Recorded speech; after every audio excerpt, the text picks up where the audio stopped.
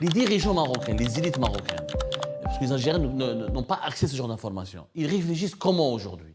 Est-ce qu'ils se remettent en cause par rapport à Israël ou pas? Qu'est-ce qui garantit demain à l'Algérie qu'elle ne risque pas d'être attaquée par Israël depuis le Maroc?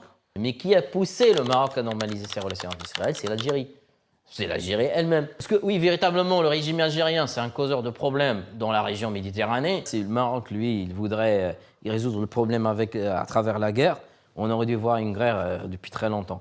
Techniquement, il y a une portion de 20% du territoire qui n'est pas contrôlé par le Maroc. C'est techniquement parlant, c'est une vérité. Non, il la contrôle militairement. C'est juste que les Marocains n'ont pas le droit d'aller, parce que c'est une zone militaire.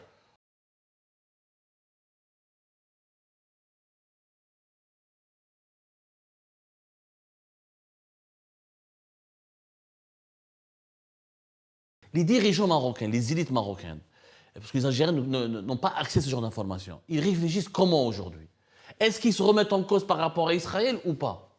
Non, c'est... Parce que Israël de Benjamin Netanyahou qui attaque tout le monde, qui agresse tout le monde, qui ne veut pas la paix à Gaza, qui veut... voilà, juste quel est l'avenir des relations entre le Maroc et Israël?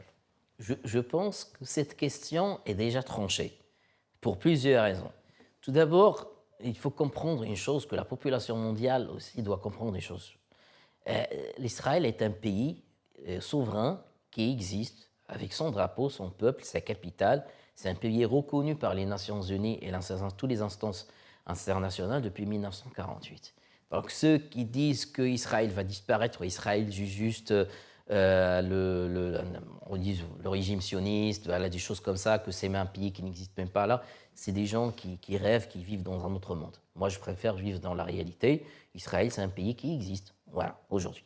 Donc, cette question, je pense qu'elle a été déjà tranchée par les pays. Dans quelle mesure elle a été tranchée? C'est-à-dire déjà, je prends l'exemple du Maroc. Le Maroc n'a pas signé les accords d'Abraham pour une raison simple, parce que le Maroc, il avait des relations diplomatiques depuis que Israël existe. Okay, le passeport israélien. Elle était cachée, déguisée. Elle n'était pas officielle.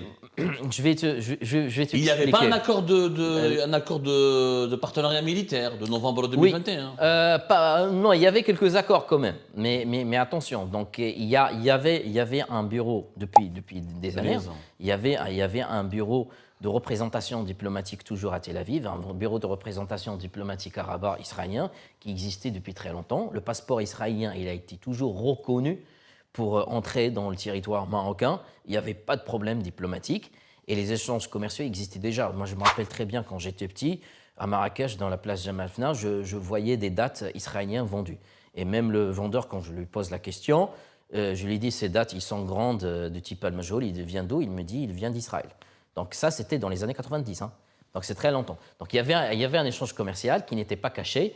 Alors, au niveau militaire, non, il y avait depuis les années 90, il y avait toujours des collaborations militaires au niveau, surtout dans les bases militaires marocaines, il y avait des sortes de collaborations dans le cadre d'entraînement pour entraîner l'armée marocaine.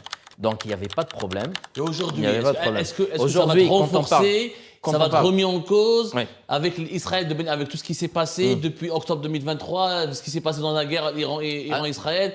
Rien ne sera remis en cause. Le Maroc va continuer sur ce chemin. Rien ne sera mis en cause. Déjà, par rapport à l'Iran, le Maroc n'a pas de relation diplomatique avec l'Iran. Sa relation est coupée depuis très longtemps. Déjà pour des religions, pas seulement politiques, mais des raisons qui sont liées à la religion. Parce que, comme vous connaissez, l'Iran, c'est un État chiite, mais ce n'est pas un chiisme normal, c'est un chiite jafarite, où en fait, on dit aux Français chiite des 12 mains. Voilà, ça veut dire les 12 imams. Voilà, on dit en français les 12 mains. Mais c'est un chiisme que l'Iran voudrait exporter dans toute la région du Golfe et aussi à un certain moment, d'après les autorités marocaines, elle voudrait l'exporter même au Maroc et déstabiliser le Maroc. Et quand on parle du chiite jafarite, ça veut dire que c'est un chiisme qui est lié à la politique, qui n'est pas lié à la pratique de la religion. Ça veut dire, politiquement parlant, vous devez avoir un guide suprême. Est-ce que ce que tu dis là sur l'Iran est vrai, documenté, ou comme il y a les détracteurs du Maroc, par exemple, disent que le Maroc est dans une politique anti-iranienne pour plaire à l'Occident, à ses alliés occidentaux, pour que les Occidentaux continuent de le soutenir dans le dossier du Sahara occidental. Est-ce que ce n'est pas vraiment ça? Non, c'est un conflit qui existe depuis l'époque du roi Hassan II, parce que c'était lui le premier qui a accueilli le Shah après la révolution iranienne de 1979, révolution islamique, voilà. Donc il a accueilli Shah et toute sa famille. Il était toujours le roi Hassan II en conflit direct avec le régime iranien. Il critiquait toujours le régime iranien par rapport à la confession, par rapport à la religion, le chiisme. Et il y avait toujours de mauvaises relations. Mais à un certain moment, je me rappelle très bien, à l'époque du PJD, Parti Justice Développement, Parti islamiste au Maroc, c'était en 2008. Non, c'était pas en 2008, c'était après, pardon. C'était en 2012 ou 2013, quelque chose comme ça. Le Maroc, carrément, a coupé la relation. Ça veut dire qu'il n'y avait même pas d'ambassadeur ou représentation diplomatique de l'Iran à Rabat. Une autre chose, là, que moi, je ne peux pas confirmer, bien sûr, mais d'après ce que le Maroc a dit, les autorités, ils disent que l'Iran est impliqué dans le soutien du Front Polisario à travers des entraînements des milices armées par Hezbollah. Ce sont des accusations que nous entendons depuis des années, Mohamed. Mais ces accusations, jusqu'à preuve du contraire, n'ont pas été documentées. Alors, moi, je parle beaucoup à mes collègues, mes camarades dans la presse marocaine. Ils me disent, le Polisario, l'Iran, mais est-ce qu'il y a des preuves? On va sortir des preuves d'un drone, j'ai vu dans la presse marocaine ce qui circule en ce moment, des preuves, des drones, des armes de l'Iran. Est-ce que ça relève vraiment de la démonstration de preuves ou parce qu'il n'y a pas des manipulations, des fake news derrière, honnêtement? Pour moi, pour le régime syrien, on peut dire que c'est quand même documenté. Oui, pour la Syrie de Damas. Pour Damas, oui. Parce que si on voit le représentant, par exemple, chaque fois le représentant de l'ancien régime de Bachar el-Assad auprès des Nations Unies au Conseil de sécurité, il critique toujours le Maroc par rapport au Sahara et en même temps, il soutient fermement en fait le Front Polisario et le régime algérien. Donc là, par rapport à la Syrie, oui, mais quand on parle de la Syrie, mais qui soutient la Syrie derrière, c'est Hezbollah et le régime iranien. Ils sont tous dans le même cercle. Donc c'est tout à fait logique. Après, si aujourd'hui vous demandez en fait au régime iranien ou à Hezbollah, vous leur demandez qu'est-ce que vous pensez par exemple du question du Sahara et le régime algérien, etc., ils vont dire tous, sans exception, qu'ils soutiennent le régime algérien et qu'ils sont 100% avec le Front Polisario. Donc, c'est ça leur réponse. Donc, on n'a pas vraiment besoin de preuves matérielles par rapport à ça. Les paroles des représentants et des responsables est largement suffisante. Mais Mohamed, est-ce que le Maroc a raison de miser encore sur un partenariat, une proximité troublante, problématique, controversée avec Israël, qui risque d'exacerber encore davantage les tensions avec les voisins du Maroc, notamment avec l'Algérie? Est-ce que les Marocains peuvent comprendre qu'aujourd'hui, les Algériens vont avoir peur? Ils vont se dire, regardez, les Israéliens, ils attaquent tout le monde, ils tuent tout le monde, ils écrasent tout le monde, ils essayent d'imposer à tout prix leur suprématie. Ils ont un partenariat militaire avec notre voisin, le Maroc. Qu'est-ce que demain, franchement, qu'est-ce qui garantit demain à l'Algérie qu'elle ne risque pas d'être attaquée par Israël depuis le Maroc? Est-ce qu'on peut comprendre l'angoisse? Est-ce qu'on peut comprendre que les dirigeants algériens, ça va renforcer davantage leur angoisse, ce qui va alimenter davantage la politique anti-marocaine du régime algérien ou des dirigeants algériens? Est-ce que ce n'est pas une mécanique dangereuse, cet alignement sur les positions israéliennes? C'est un peu drôle parce que, en fait, c'est un peu dramatique, je dirais, pas drôle, Mohamed, non? Non, mais tu viens de dire qu'un jour Israël va attaquer l'Algérie, mais franchement, si tu pars aujourd'hui à Tel Aviv, tu leur poses la question où se trouve l'Algérie, ils vont te dire on ne sait même pas. Voilà. Mais ils s'en foutent, le gouvernement israélien ou le peuple israélien de l'Algérie déjà, où ça se trouve carrément. Donc, non, mais c'est très bien que le régime algérien utilise juste la propagande de conflit. Pourtant, il y a beaucoup de juifs israéliins d'origine algérienne qui vivent en Israël. Mais pour le régime... Comme l'Algérie est voisin du Maroc, puisqu'ils sont amis avec le Maroc, ils doivent connaître ce que c'est que l'Algérie. Non, mais laisse-moi juste continuer. Le régime algérien aujourd'hui, il utilise le conflit israélo-palestinien comme un fonds de commerce. C'est un fonds de commerce, tout simplement. Ça rapporte en fait au niveau de la propagande, ça rapporte des voix au niveau des élections. Chaque fois des discours, on va libérer Palestine, on va faire ça pour la Palestine, on va faire ceci, cela. Donc, en réalité, est-ce que l'Algérie a envoyé des armes, ou a envoyé de l'aide militaire ou même de l'aide humanitaire à la bande de Gaza aux Palestiniens? Bien sûr que non, parce qu'il ne peut même pas faire ça.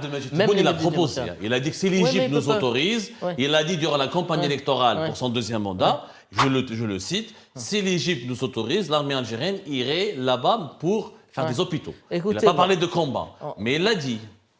Écoutez, le 1er avril, c'est très longtemps. On n'est pas le 1er, on est en fin de juin. Voilà. Donc,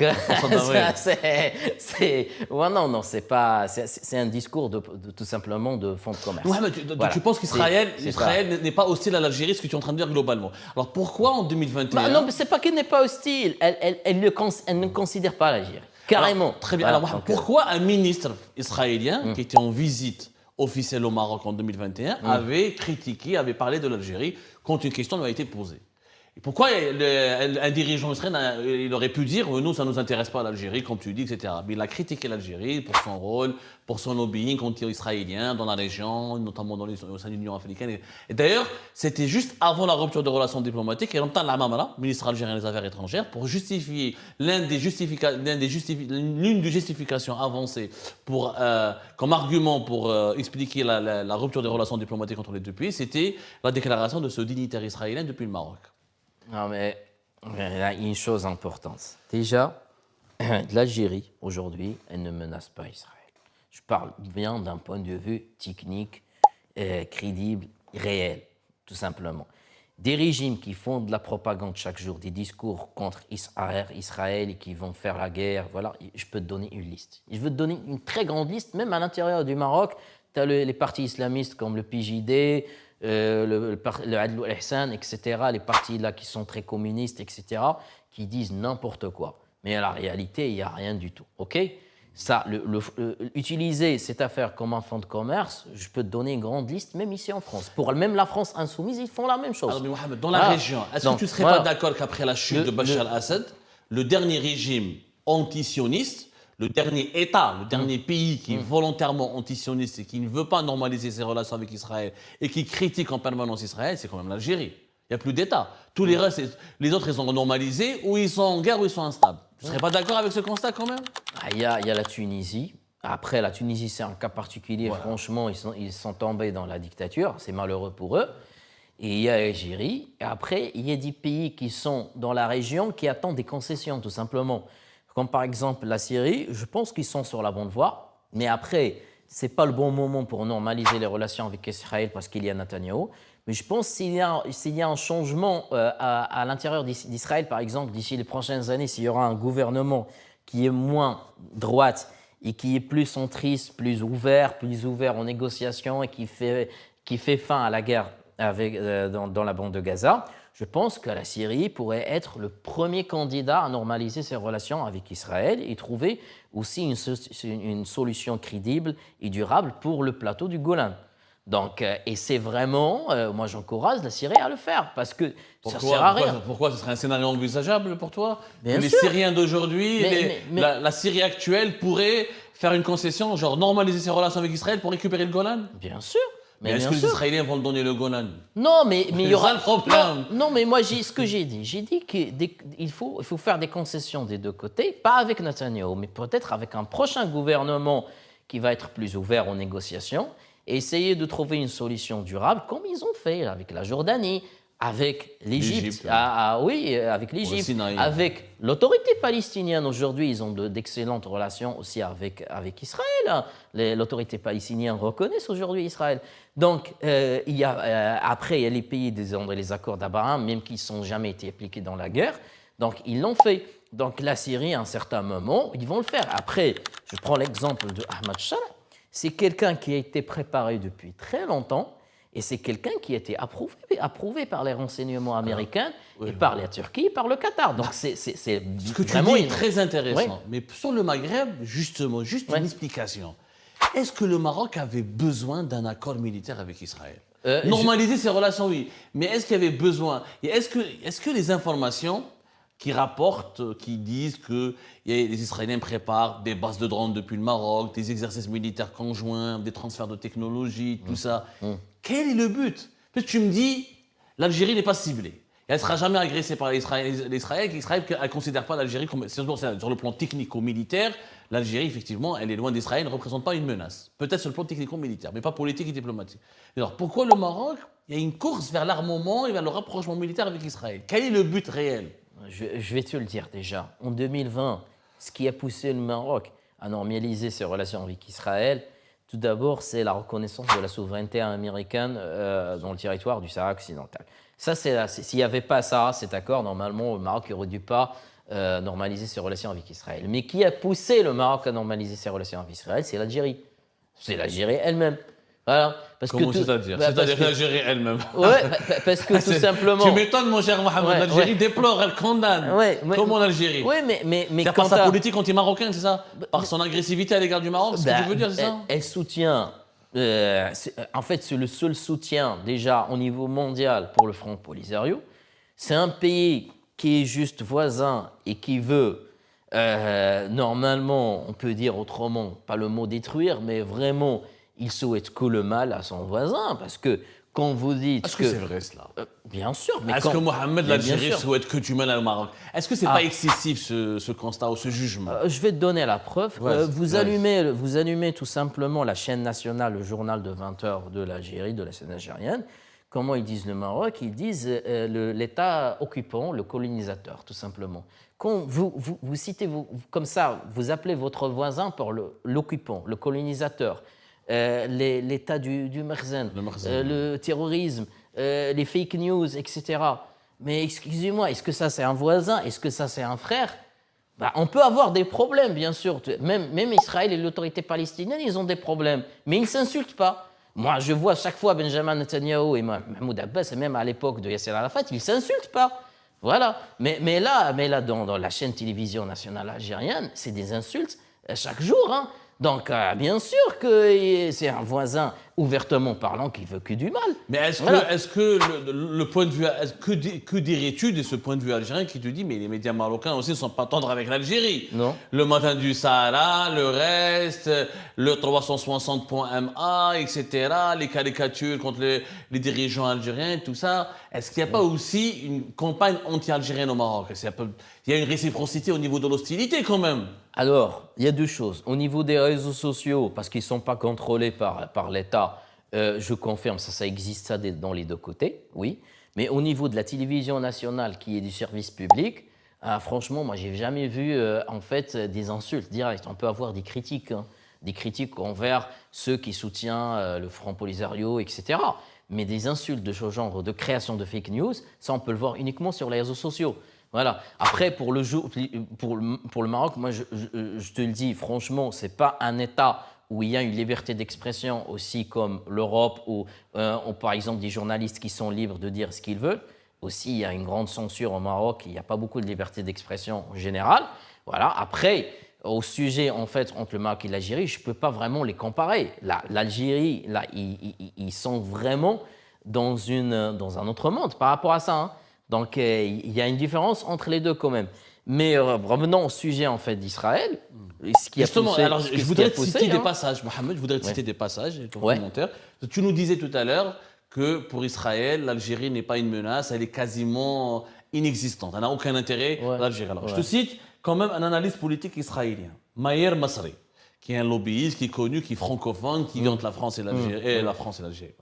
Je pense la France et Israël, et qui publie souvent et régulièrement des contenus favorables à Israël et qui fait du lobbying comme ça dans le monde universitaire en faveur d'Israël. Il a dit voilà, lui il pense que aujourd'hui l'Iran, demain c'est l'Algérie. Israël lutte contre le terrorisme. Première déclaration d'un lobbyiste israélien, d'un universitaire israélien quand même qui enseigne en Israël et en France et qui est très suivi sur les réseaux sociaux. Autre déclaration. En 2020, le ministre des Affaires étrangères israélien, à l'époque, Gabi Ashkenazi, a mentionné un intérêt à ouvrir des canaux informels avec l'Algérie. Parallèlement à la normalisation avec les Émirats et Bahreïn. Si Israël ne s'intéressait pas autant en Algérie, pourquoi il aurait tenu une déclaration pour des relations au moins, ou des discussions moins informelles? Autre déclaration. Des articles dans le Haaretz en 2012. Il indique qu'Israël voyait l'Algérie comme une menace existentielle comparable à l'Iran ou à la Syrie. Je cite le Haaretz 2012. Et plus récemment, l'Algérie quand même milite très activement au sein du Conseil de sécurité de l'ONU pour demander un cessez-le-feu immédiat et pour dénoncer les crimes de l'armée israélienne à Gaza. Est-ce que vraiment l'Algérie ne dérange pas Israël? Est-ce que l'Algérie ne devrait-elle pas craindre logiquement ou de façon évidente qu'à un moment donné, cette politique anti-israélienne pourrait amener les Israéliens à mener des actions hostiles contre elle? Mais je vais te poser une question par rapport à ce que tu... C'est des extraits, hein, voilà, j'ai cité mes sources. N'importe quelle personne peut écrire, oui. Mais moi, je parle de la réalité technique. Comment, en fait, l'Algérie aujourd'hui pourra menacer Israël? Comment? Par quel moyen? Par un tweet? Par un message comme ça? À travers la propagande dans la télévision? À travers une manifestation où on brûle le drapeau israélien devant le Parlement? C'est ça? Bah, c'est ça, normalement, ce qu'ils peuvent, tout simplement. La réalité, la menace, techniquement parlant, n'existe pas. Quand on parle de l'Iran, non, l'Iran, il prépare la bombe nucléaire. L'Iran, ils disent qu'on va carrément détruire Israël n'existera même plus sur la carte. Alors que l'Algérie, quand même, elle dit qu'ils sont d'accord avec la solution des 2 États, etc. Voilà. Donc, non, on ne peut pas comparer les deux. Donc là, il faut vraiment être crédible, revenir à la réalité. Parce que la propagande côté israélien, ça existe. Parce que je sais qu'il y a aussi du lobbyisme de la part des pays de Golfe, de la part du Maroc aussi, de la part des États-Unis d'Amérique, même de la part de la France, qui essayent normalement d'utiliser quelques personnes qui sont à Israël, de dire le prochain cible, ça sera le régime algérien. Parce que oui, véritablement, le régime algérien, c'est un causeur de problèmes dans la région Méditerranée, tout simplement pour plusieurs pays, ça on peut parler ça en détail, mais en tout cas, pour Israël directement, là jusqu'à présent, non. Les Israéliens ne savent même pas où se trouve l'Algérie. Donc voilà, c'est la réalité. Alors, tout à l'heure, tu as parlé de colonisateurs, etc. Tu renvoies vers la problématique de la question du conflit du Sahara occidental. Ouais. Est-ce que ce conflit ne risque pas de dégénérer à la lumière des évolutions de ce monde troublant dans lequel nous vivons? Est-ce que ça va rester dans le statu quo ou est-ce que ça peut aller ça peut dégénérer davantage, puisque voilà, la guerre elle est partout, les armes parlent un peu partout, etc. Depuis la guerre en Ukraine, on a eu Gaza, on a eu ensuite un franc conflit Israël et Iran. Est-ce que chez nous au Maghreb, la côte du Sahara occidental, ça ne peut pas exploser? Alors, là, dans le futur proche, non. Pour plusieurs raisons. Après, si on résume ça, c'est le Maroc, lui, il voudrait résoudre le problème à travers la guerre. On aurait dû voir une guerre depuis très longtemps. Donc le Maroc, non, carrément, il est très très loin en fait de cette propagande où je peux dire même en fait la situation d'entrer en guerre avec l'Algérie. On a vu par exemple même ce qui s'est passé il y a 2 ans dans la frontière avec l'Algérie, dans la ville de Saïdia. Voilà, il y avait 2 personnes de jet ski, ils ont entré, ils ont été abattus froidement par l'armée de frontière algérienne et il y avait un cadavre qui n'a pas été récupéré juste après plusieurs mois et une autre personne qui a fait de la prison comme ça juste parce qu'il a rentré dans les frontières, alors que normalement si c'était un autre pays, il aurait dû même déclarer la guerre contre l'Algérie, alors que le Maroc il y a eu aussi un incident auparavant, les camionneurs algériens. Ouais. Les camionneurs algériens au Sahara occidental. Alors les qui auraient été assassinés, ce qu'a fait les autorités algériennes, par des drones de l'armée marocaine. Ces 2 camionneurs, ça aurait pu aussi déclencher les hostilités. Alors techniquement, je ne peux pas savoir est-ce que vraiment c'est un drone marocain qui les a tués, mais il y a une chose importante dans tout ça. Normalement, c'est strictement interdit de passer par cette zone. On sait qu'il y a le mur de sable. C'est une zone après militaire que personne n'a le droit d'aller. Ça veut dire si quelqu'un il passe par là-bas, il y a un risque de mourir qui peut atteindre jusqu'à plus que 100%. Donc c'est tout à fait normal. Donc ils ont le droit normalement de tirer directement. Parce qu'après le mur du sable, il y a une petite zone normalement de 20%. Le Front Polisario, ils disent qui contrôle. Voilà. Mais eux, ils passaient pour aller en Mauritanie. Ils n'allaient pas vers le mur du sable. Là. En réalité, eux, ils n'allaient pas vers le mur du sable, les camionneurs. Alors eux, ils ne contrôlent rien du tout. C'est juste parce que le Maroc, il a mis le mur du sable là-bas. Et du coup, normalement, toute cette zone est militarisée. Il y a des bombes, il y a des chars, voilà, ils ne peuvent pas entrer. Donc, s'ils rentrent, il y a un risque de mourir, tout simplement. Ils ne contrôlent rien du tout. Le Front Polisario, ils sont à Tindouf. Ils sont en Algérie, ils ne sont pas dans le Sahara occidental actuellement. Et techniquement, il y a une portion de 20% du territoire qui n'est pas contrôlé par le Maroc. C'est techniquement parlant, c'est une vérité. Non, il la contrôle militairement. C'est juste que les Marocains n'ont pas le droit d'aller parce que c'est une zone militaire. C'est pas une 20% que eux, les autres, ils le contrôlent. Militairement, c'est lui qui contrôle cette zone. C'est juste que la population marocaine qui n'est pas militaire, qui n'a rien à voir avec militaire, les populations civiles, ils ne peuvent pas aller parce que c'est une zone militaire. Alors si elle était aussi contrôlée par le Maroc, pourquoi le Polisario continue à faire des opérations militaires, dont des attaques dans cette portion de 20%? Jusqu'à côté il y a encore des escarmouches jusqu'à maintenant. Selon les communiqués du Polisario, en tout cas, il dit qu'il y a toujours des escarmouches. Il affirme qu'il y a toujours des affrontements. Depuis 2020, le cessez-le-feu, il est tombé à l'eau. On est bien d'accord. Oui. Donc il y a des escarmouches encore. Dans les deux côtés. Oui, des deux côtés. Ouais. Ça veut dire que le territoire n'est pas entièrement contrôlé encore. Non, il est contrôlé, sauf que si par exemple il y a une menace, cette menace elle est entièrement détruite par l'armée marocaine et c'est son droit de se défendre. Voilà, c'est le cas. Alors, jusqu'où ira ce conflit? Est-ce qu'un jour, donc selon toi, Mohamed, il n'y aura pas un affrontement Algérie-Maroc, il n'est pas prévisible, il risque pas de survenir? Ça peut arriver dans un seul cas. Si le régime algérien, par exemple, il arrive à un certain moment où il va tomber, il peut utiliser ça comme une dernière carte. Genre essayer de provoquer le Maroc pour l'emmener pour une guerre. Mais là, actuellement, tant que le Maroc ne souhaite pas carrément, comme je t'ai cité l'exemple des affaires des jet skieurs, voilà, tout simplement, parce que tous les Marocains attendaient que le Maroc va faire une réponse quand même, va faire quelque chose. Bah, en réalité, il n'a rien fait carrément. Ça veut dire que, même d'un point de vue diplomatique, moi, ce que je trouvais étrange, c'est la diplomatie marocaine. Ils sont tellement forts avec l'Europe, avec la France, les États-Unis, avec presque tous les pays du monde, mais avec l'Algérie, ils sont vraiment très, très pacifiques. Vraiment pacifiques dans un sens, ils sont vraiment très négatifs. C'est qu'ils n'arrivent pas carrément à défendre. Pourtant, Mohamed, les déclarations du représentant du Maroc au niveau de l'Assemblée, au niveau des Nations Unies à New York, à Omar Hillel, c'est ça? Il n'est pas très amical à l'égard de l'Algérie, pardonne-moi. Omar Hillel, les attaques contre l'Algérie, l'indépendance de la Kabylie, etc., il est très provocateur. On ne peut pas parler de ça de pacifisme quand même. Non, mais moi je ne parle pas en fait des paroles. Moi je parle en fait des relations diplomatiques. Moi je parle au niveau des actions. C'est que le Maroc, si tu vois en fait ce qu'il a fait avec la France durant la crise diplomatique entre le Maroc et la France, le Maroc, il était très efficace au niveau des renseignements, au niveau de sa représentation diplomatique.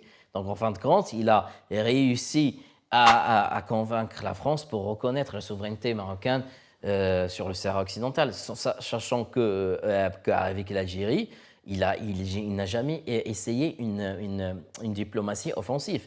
Genre un rapport de force, comme elle fait par exemple, comme on a vu avec Bruno Retailleau. Voilà. Donc l'Algérie, c'est un régime. On va y revenir. Voilà, l'Algérie, c'est un régime militaire. À mon avis, il fonctionne qu'avec le rapport de force. C'est ça ce qui donne. Moi, ce que je trouve ça bizarre, mais après, vraiment, je te demande de poser cette question à un responsable marocain directement. S'ils acceptent bien de venir sur mon plateau, je leur poserai volontiers la question. Voilà, tu lui poses la question pourquoi la diplomatie marocaine ne fait pas le rapport de force avec l'Algérie.